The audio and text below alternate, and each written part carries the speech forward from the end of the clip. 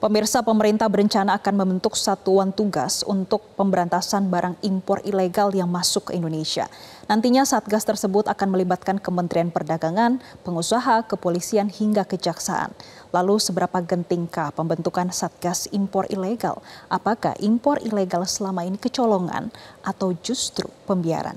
Dan untuk membahasnya kami sudah bergabung dengan Wakil Ketua Umum Asosiasi dan Himpunan Kadin Indonesia, Bapak Wisnu W. Petalolo. Selamat pagi, Pak Wisnu. Selamat pagi, Mbak.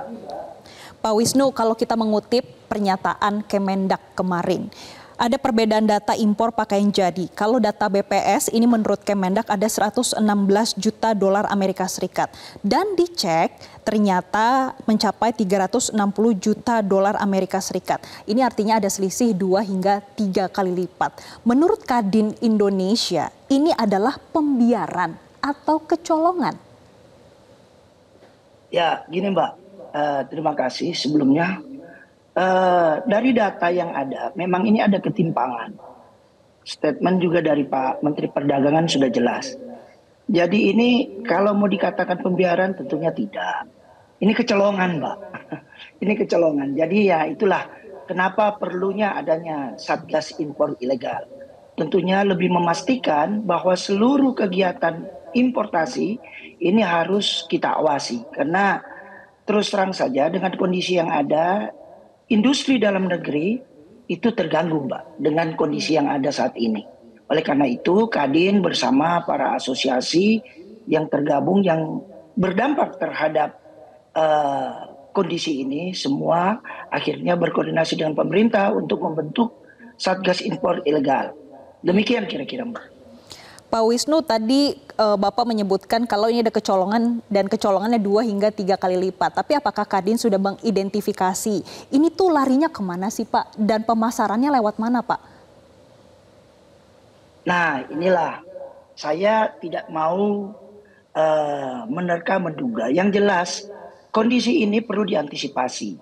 Yang jelas di sini pemerintah dan pelaku usaha bersama-sama membentuk Satgas Impor Ilegal ini untuk pengawasannya. Karena seperti tadi di pembukaan Mbak sendiri sudah menyampaikan, pemerintah melibatkan seluruh pelaku usaha, termasuk kepolisian, bea cukai, kejaksaan, dan kemarin juga Pak Menteri Perdagangan kita lihat sendiri di media sudah melakukan koordinasi untuk memastikan itu. Nah ini hal yang positif.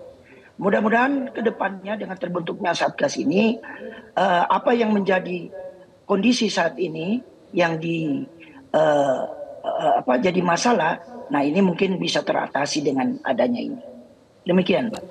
Oke, Pak Wisnu, Kadin akan dilibatkan dalam pembentukan Satgas Impor Ilegal ini. Tapi kami ingin tahu Pak, kalau dari Kadin sendiri apakah memiliki target dengan pembentukan Satgas Impor Ilegal ini Pak? Tentunya ya target kita itu jelas. Kan tadi Mbak udah sampaikan angka selisih di mana yang data BPS dan data yang kita dapatkan secara angka dari World Trade Center itu cukup jomplang. Nah paling tidak ini yang kita akan pastikan nanti. Selisihnya itu ya paling tidak ini jangan terlalu jauh lah. Nah ini kita akan turunkan ini tentunya secara bertahap. Oke, komoditasnya apa Pak yang akan menjadi fokus?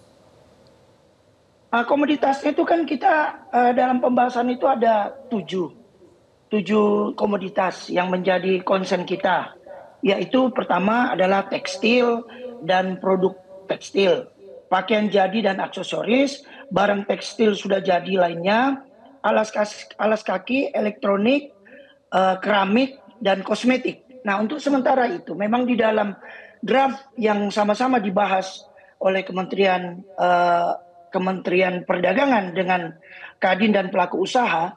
Nah di sini kita melihat pemerintah benar-benar serius dan sungguh-sungguh melibatkan pelaku usaha. Sampai draft Kepmen aja, keputusan menteri yang sebentar lagi akan ditandatangani, itu dilibatkan pelaku usaha secara redaksionalnya. Jadi jelas buat kita, Mbak. Pak Wisnu, kenapa 7 komoditas itu? Apakah memang melihat 2-3 tahun belakangan impor ilegal ataupun impor yang secara legalnya ini sudah mulai mengkhawatirkan? Nah, 7 komoditas ini masuk dalam uh, kondisi mengkhawatirkan. Karena kita melihat serangan impor yang cukup besar dan kita bisa menemukan di pasar-pasar, saya ambil contoh di Tanah Abang. Kita menemukan beberapa produk pakaian jadi, tekstil, sepatu, alas kaki, ini yang tidak mempunyai label SNI dan label yang berbahasa Indonesia. Nah, ini kita boleh pastikan barang ini masuknya secara ilegal. Tentunya secara angka perbedaannya kan sudah jelas. Yang tidak terdata di kita. Sementara dari informasi dari data WTC itu cukup jauh. Berarti kan ada yang tidak terdata di kita. Dia tadi dikatakan 100 lebih dengan 300-an. Nah, ini kan justru sudah jelas di sini perbedaan selisihnya. Nah, tentunya ada yang tidak terdata. Nah, ini yang kami akan sasar. Oleh karena itu, Satgas daripada pembentukan Satgas impor ilegal ini sangat dibutuhkan untuk memastikan terhadap importasi yang lebih bisa berimbang gitu loh, Mbak. Oke, baik Pak Wisnu. Nanti kami juga ingin bertanya, Pak, ini terkait seberapa besar dampak impor ilegal terhadap industri kita di dalam negeri, terutama mungkin Kadin memiliki data seberapa banyak pabrik yang sudah tutup karena adanya aksi impor ilegal yang selama ini sudah berlangsung. Dan pemirsa, kami akan lanjutkan dialog usai jeda berikut ini. Terima kasih pemirsa, Anda kembali menyaksikan Zona Bisnis dan kami akan kembali melanjutkan dialog terkait dengan pembentukan Satgas Impor Ilegal. Pak Wisnu, kita akan lanjutkan dialog. Pak, pertanyaan selanjutnya, seberapa besar Pak dampak dari impor ilegal yang selama ini berlangsung terhadap industri kita di dalam negeri, Pak? Mbak, dampaknya ini cukup besar. Nah, kita lihat kondisi saat ini produsen dalam negeri ini sangat terpukul, Mbak. Kita melihat bagaimana industri produsen ini sudah mulai berhenti akibat dari dampak ini. Karena bila mereka tetap melanjutkan, juga posisinya seperti kita ketahui tidak mendapat pasar dengan rate impor. Saya ambil contoh barang jilbab saja di Tanah Abang. Itu yang tidak mempunyai sesuai dengan label SNI dan seluruh persyaratan, itu harganya masuk 20.000, Mbak. Sementara hasil produksi kita itu dipasarkan dengan angka 40.000 sampai 50.000 per item. Nah, di sini kan sudah jelas tidak akan mendapatkan pasar produksi dalam negeri kita ini, Mbak. Jadi sudah sampai hari ini ada beberapa teman-teman kami yang sudah datang ke Kadin menyampaikan sebagian besar khususnya di tekstil ini akan terancam tutup dan yang jelas PHK akan terjadi. Oleh karena itu gerakan gelombang aksi yang dilakukan yang kita lihat beberapa waktu belakangan ini itu cukup besar, Mbak. Nah, itu membuktikan bahwa ini kondisinya sangat serius. Oleh karena itu pemerintah sangat peka mengambil tindakan, salah satunya adalah membentuk Satgas Impor Ilegal. Demikian, Mbak. Pak Wisnu, berarti produksi dalam negeri kita tidak mendapatkan pasar karena yang dari luar negeri justru lebih murah, begitu Pak.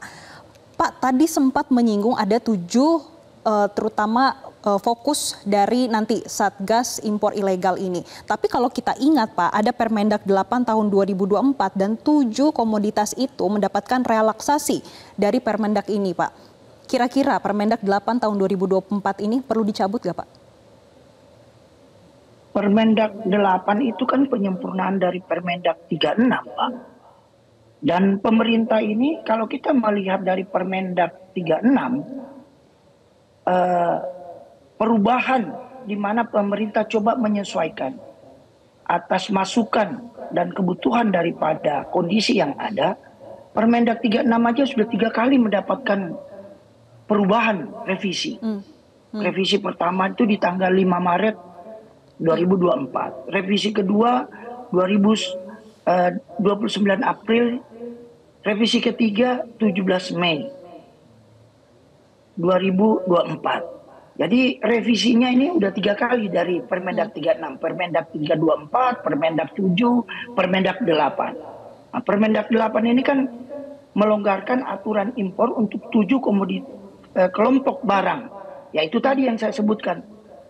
Tekstil dan pakaian jadi, barang tekstil, termasuk alas kaki, elektronik, keramik. Nah, kira-kira itu Mbak yang menjadi concern kita, di mana pemerintah cukup dengan melihat kondisi ini cukup peka juga mengantisipasi bagaimana keluhan daripada dunia usaha, Mbak. Pak, penerapan bea masuk tindak pengamanan dan juga bea masuk anti dumping cukup nggak Pak? Atau perlu ada upaya lain? Singkat Cukup. saja, Pak. Nah, ya upaya lainnya ini yang kita lakukan tadi ini adalah Satgas. Tapi yang dengan menyangkut anti dumping, bea masuk anti dumping dan bea masuk pengamanan, itu yang memang menjadi yang kita gunakan, pemerintah gunakan saat ini. Oke, baik. Kita akan nantikan ya Pak pembentukan dari pemerintah dan juga bagaimana dunia usaha nanti terkait dengan Satgas impor ilegal yang katanya akan pekan ini ya Pak. Kami akan nantikan bersama. Terima kasih Wakil Ketua Umum Asosiasi. Bagaimana Pak? Pekan ini Mbak, sedikit saya pekan ini memang ada beberapa juga yang menjadi masukan daripada pelaku usaha yang terkait ini adalah menyangkut HS code-nya. Nah, ini HS code juga pemerintah lagi coba memilah kembali. Karena ada beberapa, contohnya di sektor keramik, antara keramik dengan porselin kan itu satu hal yang berbeda. Nah, ini baik, di pekan ini ya Pak untuk pembentukannya, dan saat ini pemerintah juga masih menggodok terkait dengan Satgas impor ilegal. Terima kasih Wakil Ketua Umum Asosiasi dan Himpunan Kadin Indonesia, Bapak Wisnu W. Petalolo sudah bergabung bersama kami di Zona Bisnis Metro.